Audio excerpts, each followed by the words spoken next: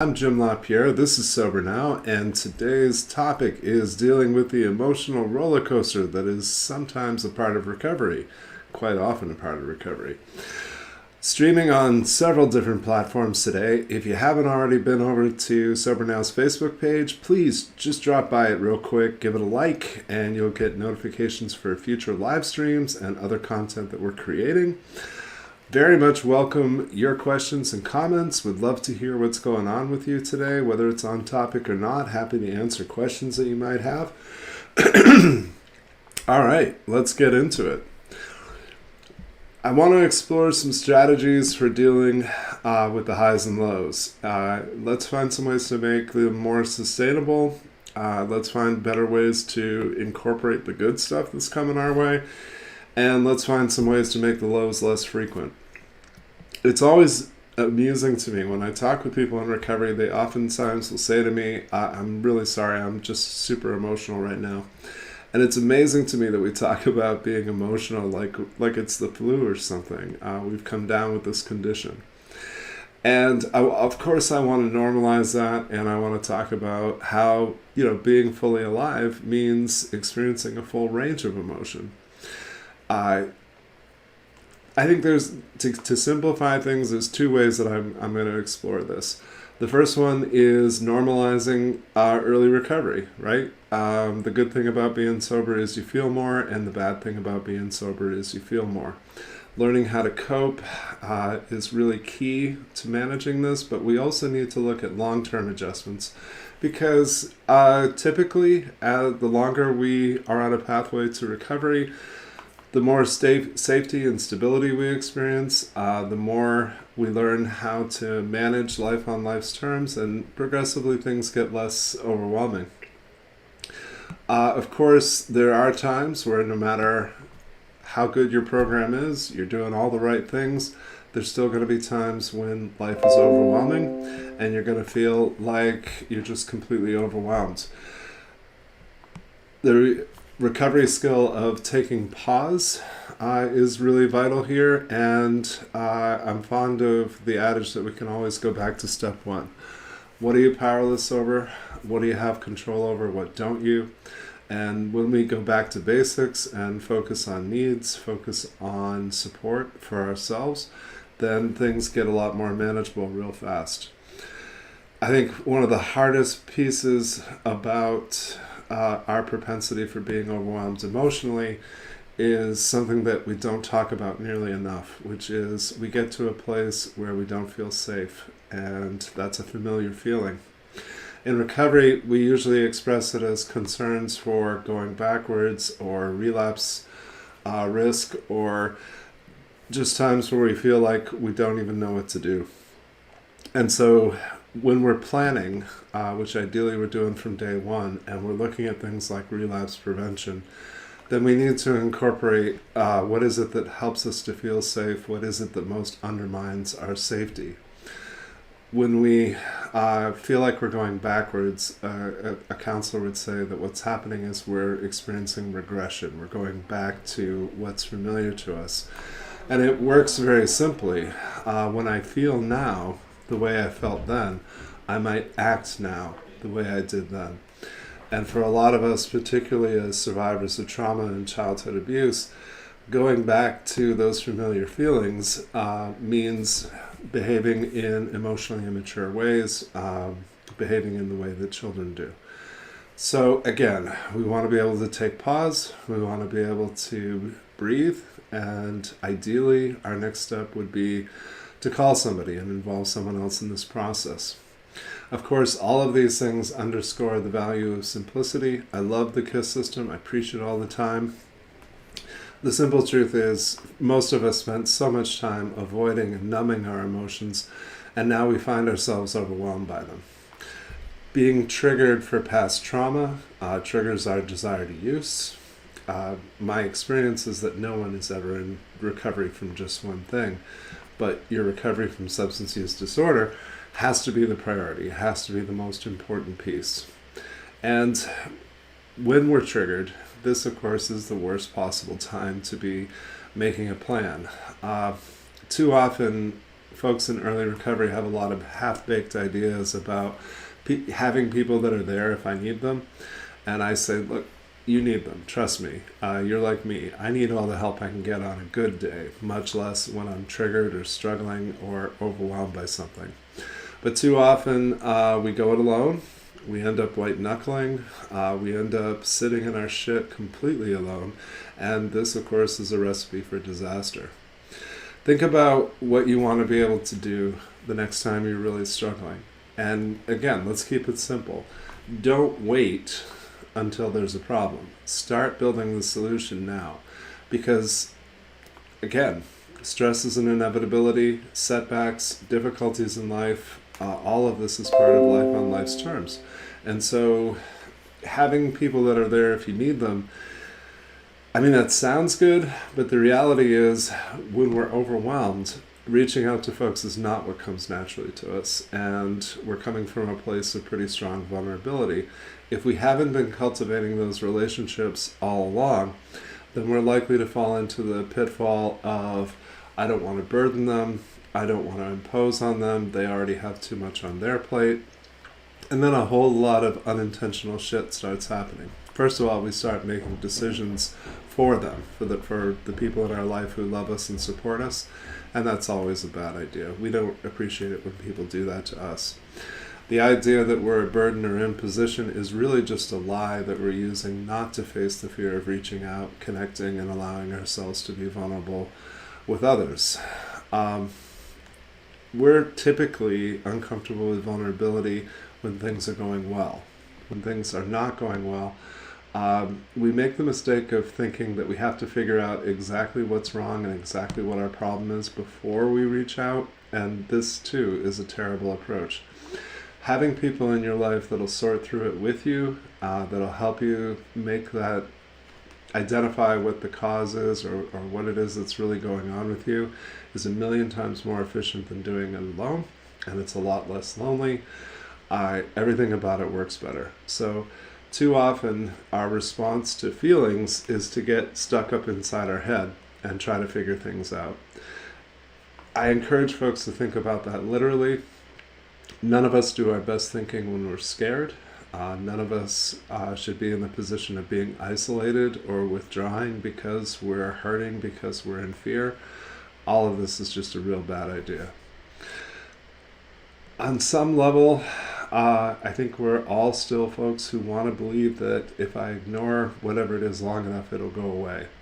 And of course, whatever it is that we're ignoring, it's a bad joke, but I've always said I only found two things that go away if you continue to ignore them: teeth and good people. Everything else comes back. So the memory, the intrusive thought, the overwhelming emotions, it's like throwing away a boomerang. It's just going to come back.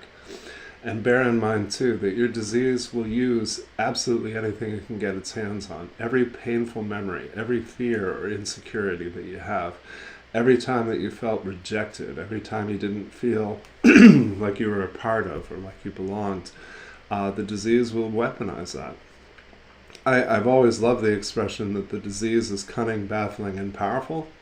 But I also love the expression that my friends in 12-step fellowships use, that while I'm in here in a meeting, my disease is out in the parking lot doing push-ups. We keep looking to get to this magical, mythical place where we'll feel better, which is kind of insane because we're usually trying not to feel what we actually feel, but somehow we're going to end up feeling better. Recovery requires learning to identify and cope with what we feel. Most of us, especially in the early days of recovery, might be able to identify 3 or 4 or 5 feeling states. There's a sign on one of my office walls that freaks people out. It actually lists 112 different emotions that people commonly experience. So for most folks, they can tell me when they're okay, they're happy, they're mad, they're sad. Those are the basics. But we've spent so much of our life hiding how we feel, and we got too good at it. We hide it from ourselves. We keep composure. We don't let it show. We don't talk about it. We don't express feelings. And we have a whole lot of bad ideas about being independent and what that means. We have a lot of bad ideas, especially tied to masculinity around what it is that quote-unquote real men do and don't do. And in my life and in my world, real men talk about feelings, particularly because they're tired of paying the cost of not talking about it. If we explore even the basics, we can start learning some important things. One of those early lessons could be the difference between fear and anxiety. I always say to folks, fear is specific, anxiety is general. If you don't deal with a specific fear, if you repress it or push it away, all of a sudden you're finding yourself feeling fearful, but you don't know why. And you can't identify it, you can't figure it out because you've repressed it, ignored it, pushed it away. And so this is when we start getting real nervous and worried, but we can't find a cause. That's how anxiety spreads, and it becomes larger and larger. It extends to every part of our life. The more that we're willing to deal with our fears and plan ahead of time how we're going to cope with them, the better it works. So I think the most important lesson about dealing with fear is don't do it alone. If you think about it, you wouldn't wish that on anybody you care about. To be alone and hurting is to suffer. To be alone and afraid is to amplify that fear and end up going down a lot of rabbit holes that we just can't afford to spend time in. So I'm going to pause real quick and just check the streams. Of course, I would love to hear from you. How's things going in your life, in your recovery? I hope that you're taking excellent care of yourself. Okay. Folks are quiet so far today. That's all right. I remind people all the time that feelings aren't facts. Having a perspective that feeling something doesn't mean that there's something wrong with you. It doesn't mean that the sky is falling. Too often we're bracing ourselves for impact when the best thing that we could be doing is just focusing on our physical selves. Coping starts with your breathing. It starts with identifying muscle tension in your body. It starts with things that help you to ground in the present. You've probably seen a Facebook meme about finding 5 things that you can see, 4 things that you can touch, 3 things you can hear, 2 things you can smell, and 1 thing you can taste. That's a technique for connecting to the present. When we're overwhelmed by emotion, we're either somewhere in our past or worrying about something in our future. We're not present in the here and now. And I think one of the most important lessons is learning what okay is. To be okay does not mean that everything's great. It doesn't mean that I'm happy. It means that I'm safe, my basic life needs are met, no one's abusing me today, and I have options. And the more that I'm utilizing people in my support system to explore and access those options, the more manageable my life becomes. Manageability and sustainability are 2 of the most important concepts in recovery from substance use disorder, but they don't necessarily get talked about very much. Everything that you're going to build your life on is based in how you relate to yourself, ideally how you relate to a power greater than yourself, because every other relationship is built upon that. So when you think about how you cope, how much effort you put into identifying how are you feeling physically, how are you feeling emotionally, what are you focused on mentally, things either become a lot more manageable or a lot less. And we get to have that choice every single day. We need to develop habits that support coping, that help us to identify and process what we feel. Journaling is great for that. Just literally putting pen to paper, taking everything that's on the hamster wheel in your head, bringing it out into the open. Step 10, the way it's described in the 12 and 12, is great for that. It describes a process of daily introspection where we take stock. Have I wronged anyone today? Have I felt wronged by anyone today? This is a safeguard against developing new resentments, and we accumulate those pretty readily. I always encourage folks to notice the times where they're spewing some hate and discontent, especially when it's from a place of righteous anger. Righteous anger is intoxicating to us. I'm really good at it. I can get up on my soapbox and tell these people how they're wrong about how they treat those people. What I've learned about that is that for me, it's just another shiny distraction. It's just another way of avoiding myself and my true feelings. And there is a world of difference between righteous anger and personal anger.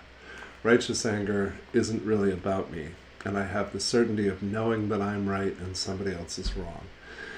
To really get in touch with personal anger is scary for most of us. We fear a loss of self-control. We feel like the only times that we've expressed anger are when we were behaving in ways that we had to regret later. So learning how to express anger while having control of self is an important lesson in recovery. Just as being able to express sadness, disappointment, loneliness, these are all fundamental and vital pieces of recovery. But I think they're things that require compassion for self and patience. It's always amazing to me that it may have taken us 20, 30, or 40 years to get here, but we'd like to be all better by Tuesday. There were certainly plenty of moments, especially in the first few years of recovery, where we just don't feel like we know what we're doing. And the biggest mistake we can make at those times is to pretend that we do know what we're doing. There's an old adage about how if you can't dazzle them with brilliance, then go ahead and baffle them with bullshit. This is a very bad idea. It leads to all kinds of social isolation. It leads to impulsive decision making. It leads to avoidance and a whole lot of things that don't serve us. It's amazing to me how many good things can happen when we simply seek reassurance. We make the mistake of asking for advice, and 9 times out of 10 when we're asking someone for advice, we're either looking for them to co-sign on our bullshit, we're looking for them to tell us the same kind of advice that we came up with in terms of what the answer should be. What we really want is for someone to tell us that we're heading in the right direction. What we really want is for somebody to give us a hug and tell us that we're going to be okay. But we're afraid to ask for those things. So instead, we take all of these indirect approaches and we play all of these games to try to get our needs met. It takes a lot of growth to be able to simply say, here's where I'm at, here's what I need, please help me with this. But there's nothing complicated about this. It's the most basic and simple thing in the world. I think often of my friend Artis, and she would always say to people, you need to have at least 3 or 4 people in your life that you could call them up and say, look, I'm just going to tell you what's going on in my head, and you help me sort out what makes sense and what it doesn't. Help me sort out what's my responsibility and what isn't, because of course we have a tendency to take on other people's problems and other people's feelings as though they're our own. Help me sort out what is something that I need to prioritize or something that I need to attend to. Help me check my blind spots. Is there something that I am not seeing here, whether it's because I'm not willing to or because I'm not able to?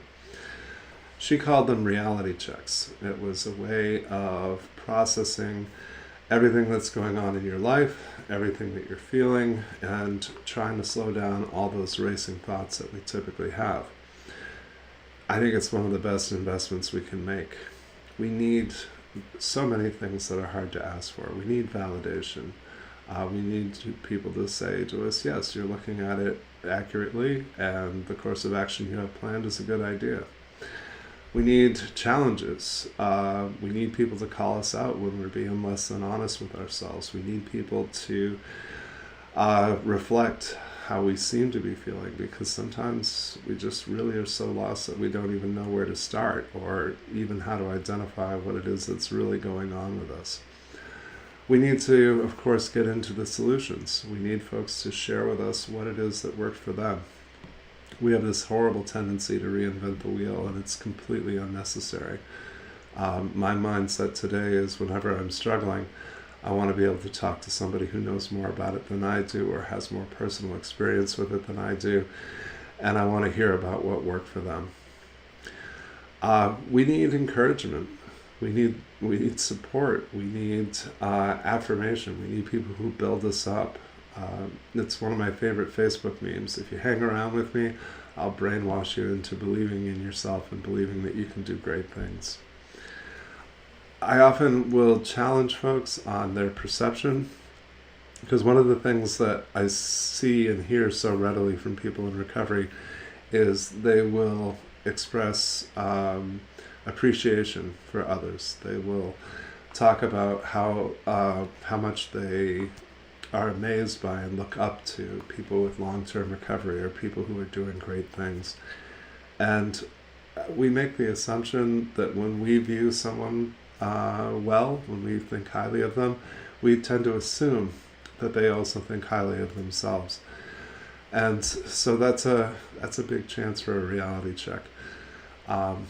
When you come from a place of feeling less than, you're likely to make the assumption that everybody else feels good about themselves. Everybody else is happy.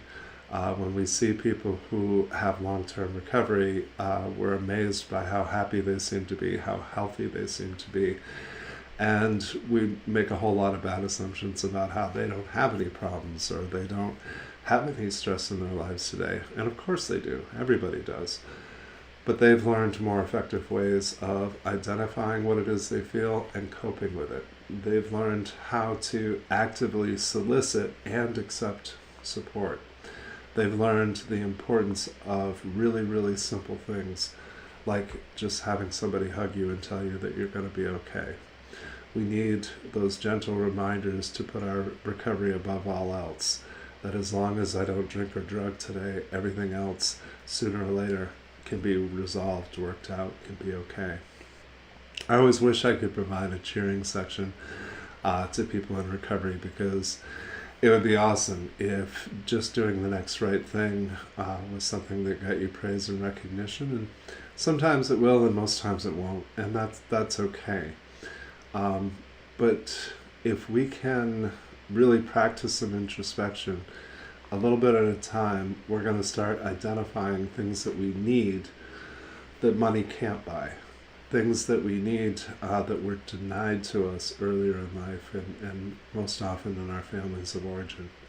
And the more that we can ask for those needs to be met, the greater safety and stability we get to experience. We get to have better relationships. We get to have more meaningful friendships. We get to rely on folks who really have our best interests at heart and want to support us. So I'm going to be winding down here in just a moment, but if you have any last minute questions or comments, would love to hear from you. And of course, if you're watching the video long after the fact, drop me a comment. Would love to hear how things are going with you, and would love to hear ideas, suggestions, things that you'd like to see in future live streams especially. Tricia, thanks for writing in. I'm very grateful to have you with us today. And yes, reminding yourself that feelings aren't facts and that healing is not linear is very important to this journey. It is messy. Healing is messy. Growth is messy.